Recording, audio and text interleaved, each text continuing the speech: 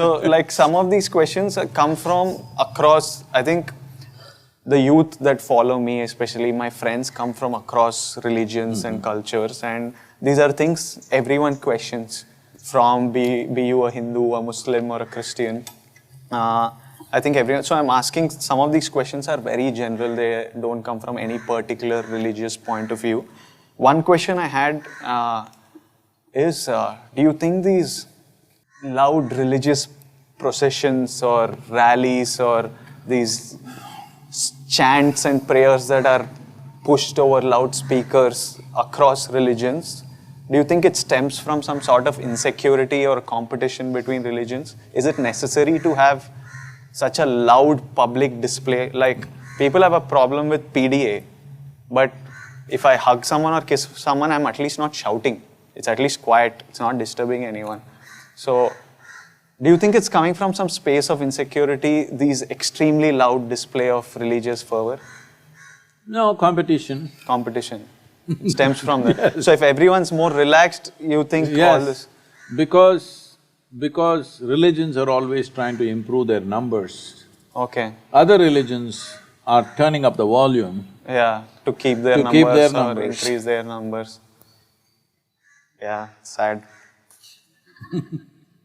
If people, especially those people who believe all life is made by God, I don't see why you have to strive to make me belong to your God, because anyway you are saying your God only created me. I will also accept, okay, your God created me, all right, then leave me alone, no. Anyway I belong to your God. He can take me back whenever he wants. But now I think… I'm not resisting. This has become like political numbers, yes. And so it's just like various… See, people have understood, not today, for a few thousand years they have understood.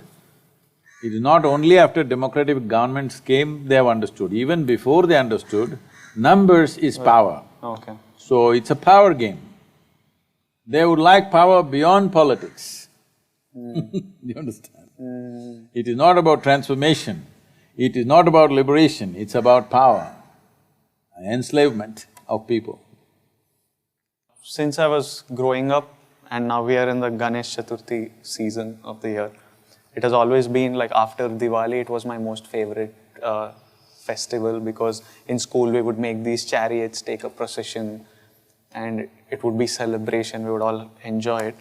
But once I grew up, I wondered, once I came to the city and saw the amount of clutter it creates, I always wondered, it's a social celebration, we celebrate together. I wondered why one big Ganesha for the entire city, like a Jagannath Yatra or something for example, why can't we all have one at home and then just the entire city celebrate together with one, instead of making 3 every street, and then it has one domino effect of polluting, because people are careless. It was not meant to be this way probably when it started, but now that we have made it this, do you think like a rule passed by the government that one Ganesha, it would have political repercussions, so no one will dare do it, but doesn't it make more sense? See, we can do it at some point.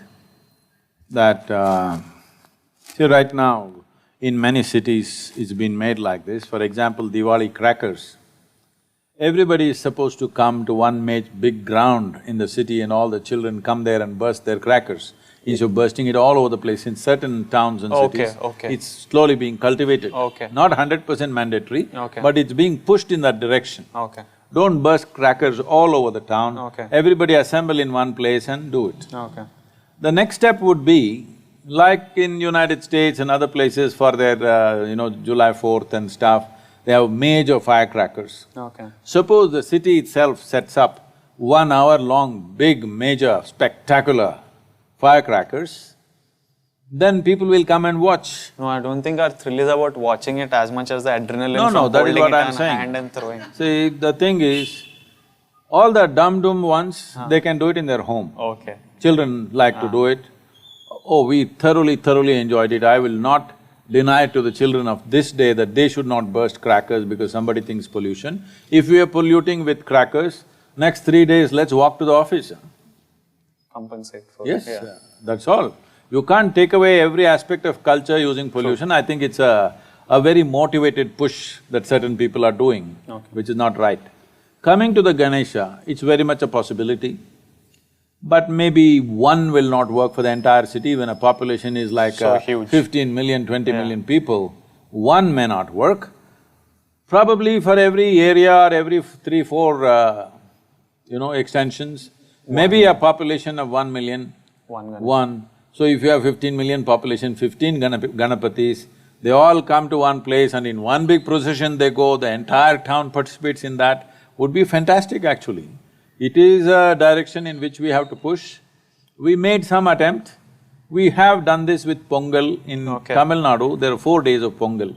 There's one Pongal for the implements and other things, there's one Pongal for the people, one Pongal for the animals which work with us in the farm, and there's one Pongal for reaching out to people, our neighbors and everything. So like this, there are different Pongals. So these 4 days, everybody is doing in their own way. Now we've done this in our ashram, we invite thousands of people to come, and together we are giving them an open field in the ashram to cook there openly, and it's like a big festival, we organize music and folk dances and everything. So people come in thousands and celebrate their Pongal there, instead of each one doing in their own home, because slowly they don't know what to do.